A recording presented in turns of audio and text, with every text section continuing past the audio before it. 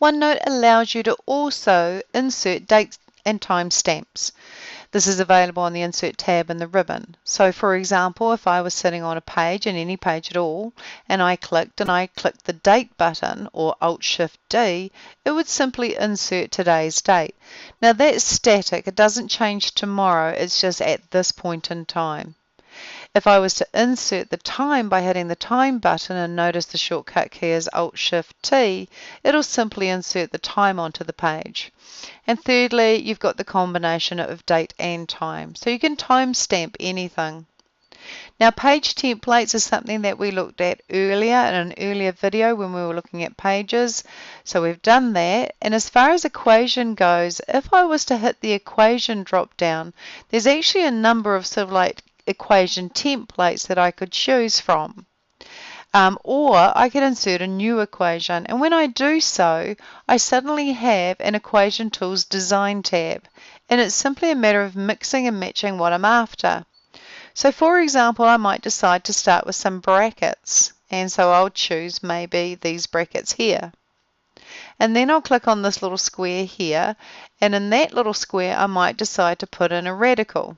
So I might choose this common radical. And so that's inserted that there. And these are all highly editable. I might click on this little square here and decide there I'd like to put in an integral. And so I'll put in one of those. And then where this little square is, I'll click it, and I might decide that I want to put in a script of some sort. And I'll just choose this script here. So it's really a matter of mixing and matching the various equation elements that you need to form the equation you're after. And lastly, on the Insert tab, you can insert symbols. Sometimes we're after a certain character that's not on our keyboard, and you'll find it under Symbol.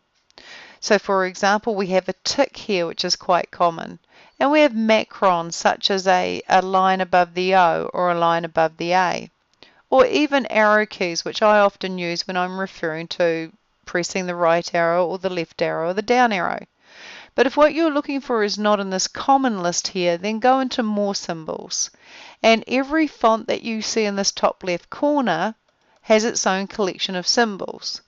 The most common ones being Wingdings. So let me just get down to Wingdings, Wingdings, Wingdings 2, and Wingdings 3, and even Webdings.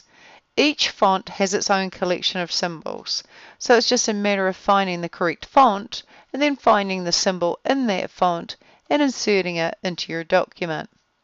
So if I want to, for example, I might go to Webdings, and here is a number of symbols, and I might just want to insert maybe a question mark.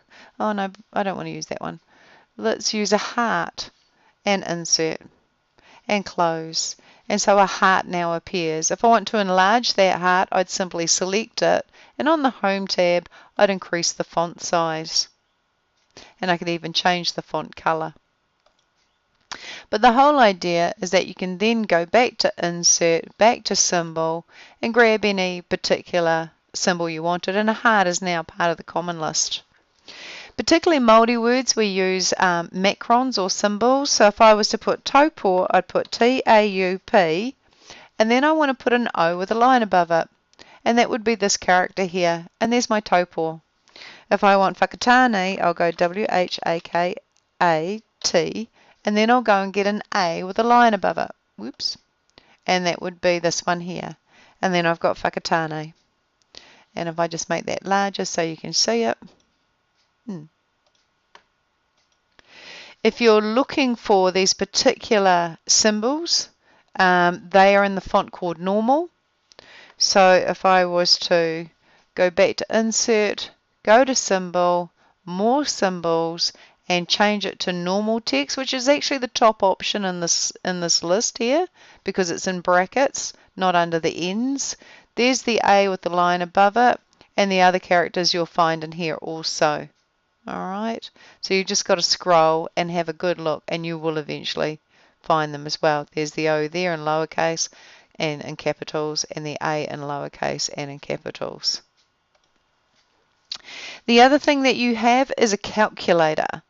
So this is not a button on the Insert tab, but it is still possible to go and put a formula in. So let's say I want 13 plus 27 plus 63 plus 2 equals, and as soon as I hit the space bar, it calculates the answer for me.